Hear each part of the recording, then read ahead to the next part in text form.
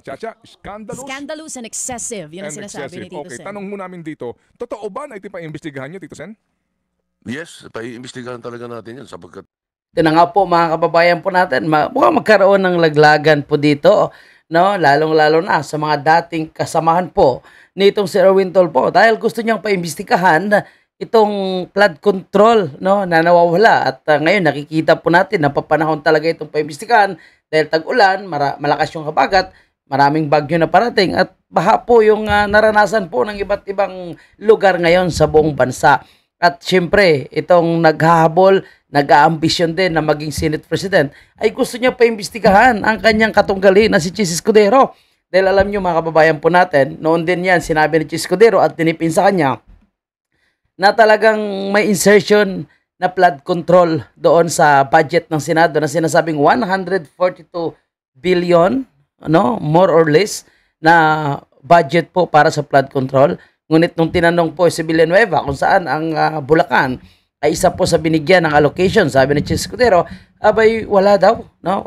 Wala daw pong ganong budget at proyekto para sa Bulacan. Abay, magkakaalaman diyan. And of course, no, si Senator Marcolita yung unang nagsabi diyan na papaimbestigahan niya sa Senado itong mga nawawalang flood control. At kung may mga sinasabi namang flood control, abay marupok pa, no? Marupok po.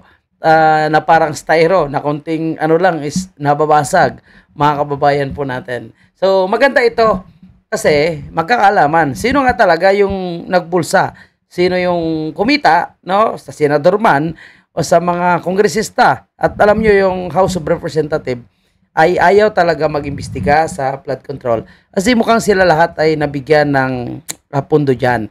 Pero si Erwin Tulfo mukhang nagmamalinis. Ay siyempre siya nagsabing paimbestigahan niya yung flood control, kung siya rin ay involved, so paano niya paimbestigahan ang kanyang sarili? So titingnan natin dito kung ano po yung mangyayari, no? Sino po yung dapat managot dito, mga kababayan. Okay, simulan po natin dito sa video kung saan ay in-interview po nitong si Ted Filon si Tito Soto sa sinasabi niyang investigasyon na gagawin niya po dito sa mga nawawalang flood control sa Senado. Siyempre, pag inimbestigahan mo yung flood control, hindi lang yung sa Senado, damay-damay na yung lahat. Kasi mag-imbestiga si Senator Marcolita, mag-imbestiga si Erwin Tulfo. So, pag-isahin na yung lahat. Okay? So, sige, simulan natin. magandang umaga po sa inyo lahat. Opo, Umaga. 142.7 billion in budget insertions. Ito po ngayon yung lumalabas maging sa Philippine Star. Sabi po ng DBM dito, hindi sa amin galing yan. Wala kaming kinalaman dyan. But definitely, yan kasama na sa budget at poder daw ng legislatura. Meron kayong reaction dito? At to quote you, ang sabi niyo po dito, ito po ay, Chacha, scandalous. Scandalous and excessive. Yun ang sinasabi ni Tito Okay, Sen. tanong mo namin dito, totoo ba na ito pa-imbestigahan niyo, Tito Sen? Yes, paiimbestigahan talaga natin yan sapagkat talagang baka kung mayroong better word than scandalous, baka yun ang gamitin ko. Hindi ko alam. Sige. So, maganda yan. Imbestigahan nyo yan. Mamaya, no? Wala kayong pinagkaiba kay Rapi Tulfo o kay Bong Revilla na sisimula ng investigation. Maya-maya kunti, itinigil na, no? Na hindi natin nalalaman kung ano talaga yung totoong nangyari. Alam ko naisip nung that very moment. Sapagkat, tingnan mo naman yung, katulad yan, sinasabi ng DBM, talaga nandun yan. Hindi ang ikinakaila nila, sa kanila galing. Hindi talaga sa kanila galing. Meron mga sources na pinagkunan ang media. At siyempre, nung tinanong ako ng reaksyon, kasalukuyan, iniimbestigahan, tinitignan ni Senator Lacson yan about 2 weeks ago. Mula nung... So, napansin natin, magka-partner talaga itong si Lacson at si Soto, no? At gusto nila talagang yariin po itong si Chis Escudero, particularly po sa issue na to. So nakahanap po sila ng bagong paninira ngayon kay Chis Escudero. Tandaan natin mga kababayan, nag-ambisyon itong si Tito Soto na maagaw po yung pagiging Senate President nitong si Chis Escudero. And sila rin po yung mga nagkukumahog, kumbaga, na matuloy ang impeachment ni Vice President Sara. And of course, sa pamuno po ni Chis Escudero, mukhang ayaw ni Chis Escudero na matuloy ang impeachment trial, no? And ngayon mukhang malaking isyong ikakasira ito ni Chis Escudero kung sakaling totoo po na nagkaroon ng anomalya dito po sa sinasabing flood control na budget senador na, tinitignan niya yan. Ako naman meron din ako mga kinakausap at inaalam tungkol diyan. Mm. At sapagkat naamoy namin yan during the campaign eh. Sana yung naamoy during campaign daw. O bakit ngayon yun lang sinasabi? Mayroong nakapagkwento sa amin. So, bine-verify namin. Ngayon lumilitaw talaga na tama talaga yan. Ngayon, bakit ko sinasabing scandalous at excessive? Kasi kung ang mga senador, yung NEP budget ng presidente, aakyat sa Congress. Pag pinadala sa Congress, yung Kongreso, i-tweak yan, may mga Alam mo, maingay siya dito, no, mga kababayan po natin sa flood control. Bakit hindi niya palang imungkahi na paimbestigahan din itong maanomalyang bicameral report, no? Mukhang tahimik siya dito sa issue ng bicameral report. Di ba maingay po sila sa issue ng sinasabing the most corrupt budget dahil sa dami po ng ayuda itong 2025 na budget. Bakit hindi na rin pala nila isama yung mga blanco, no? Mga blankong dokumento, no? Na mga items, no, na nagkakahalaga ng 241 billion kung hindi ako nagkamali, no, sa blankong bicameral report. Bakit hindi na lang nila pala isama? gagalawin, may kung ano-anong gagalawin dyan na sa tingin nila dapat, yung iba nagpapaalam sa presidente, yung iba hindi. Aakyat sa Senado ngayon. Pag aakyat sa Senado, okay na. Ito ngayon, may mga amendment sila, may kanya-kanyang amendment yung mga senador. Okay lang yan kung institutional amendment.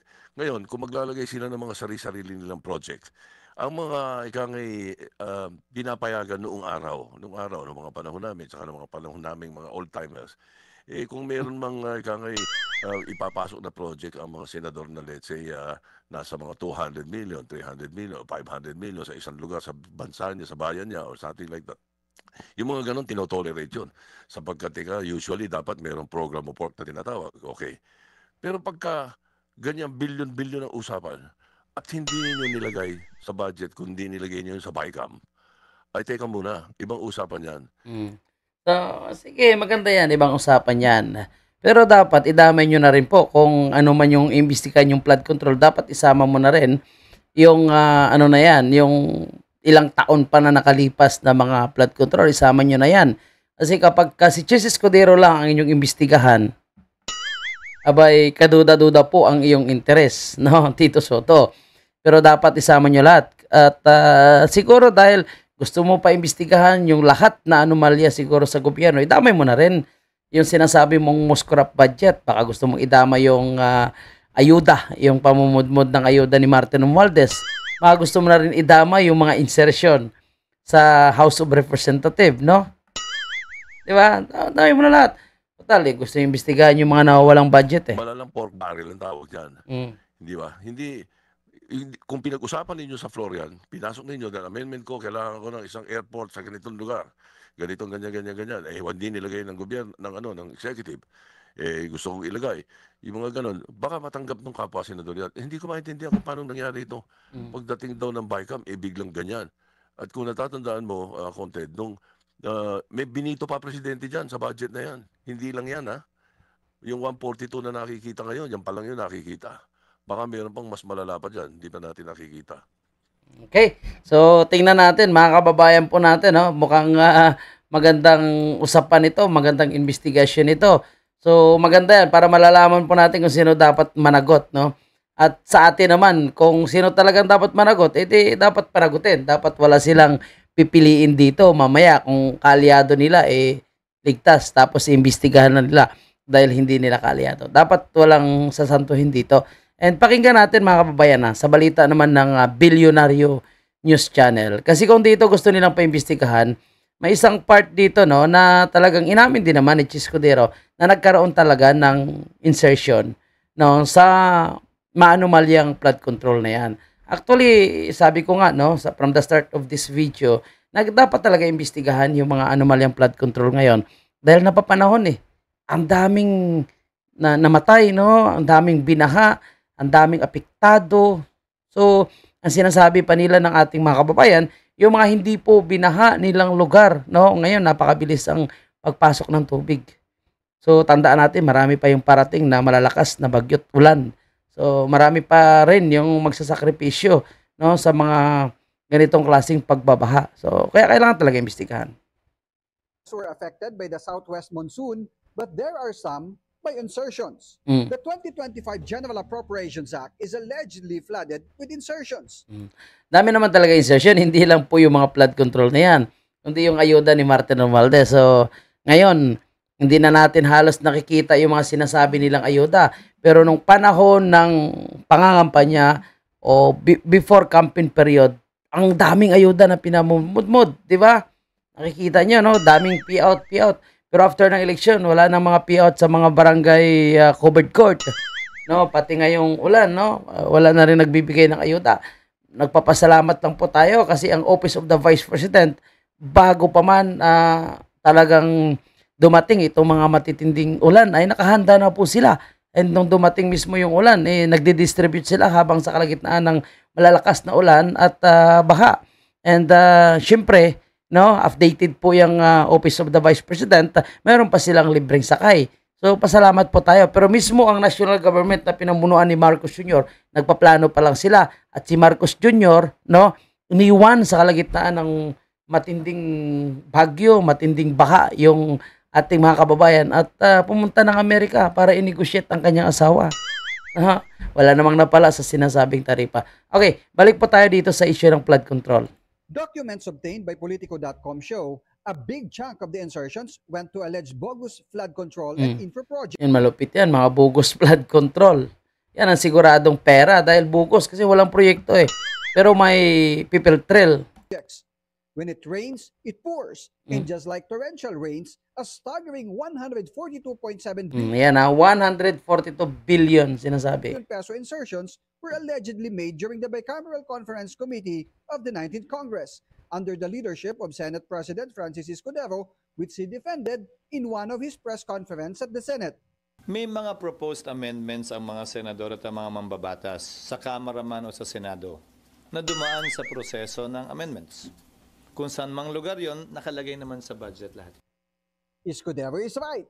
More than 12 billion pesos were allotted for infra and flood control projects in Bulacan. Another more than 9.1 billion peso went to his hometown, the province of Sorsogon. But Senator Joel Villanueva, who is from Bulacan, belied that there are such infra and flood mitigation projects in his province. So parang nagsisimula na po yung paglaglagan ngayon, mga kababayan po natin. Kasi kung sinasabing nabigyan ng budget ang Bulacan, tapos dinideny ngayon ni Villanueva, malaking tanong yan. So, saan napunta ang budget na yon, mga kababayan po natin? Flood control, puro lang flood, walang control. So, tingnan natin kung anong kakatakbuhan ng investigation ito at tayo po ay mag-aabang lamang, no, at patuloy po na magbibigay ng update sa ating mga kababayan. Tito Soto, of course, itong si Erwin Tulfo, no, na nangako po na ipaimbestigahan ito ang mga irregularities ng mga flood control ni Bongbong Marcos, no, and Senator Marcolita. So tatlo sila join force, and palagay ko, no, si Amy Marcos ay gusto rin paimbestigahan yan. So sige, imbestigahan nyo yan kasi pag pinaimbestigahan nyo yan, ang unang-unang makikinabang dyan ay ang taong bayan at interest ng taong bayan ang importante. Dahil sa bawat buhay na nawawala, dapat may mananagot. Lalo na, no, hindi naman mawawalang buhay yun, hindi naman malulunod sa baha yun, hindi naman tayo ganito kabaha talaga kung na-implement sana nila ng maayos itong mga flood control at pinagmamayabang pa ng DPWH na daw pinagawa daw nila ito. So nasaan na? Wala naman tayo nakikitang proyekto, mga kababayan.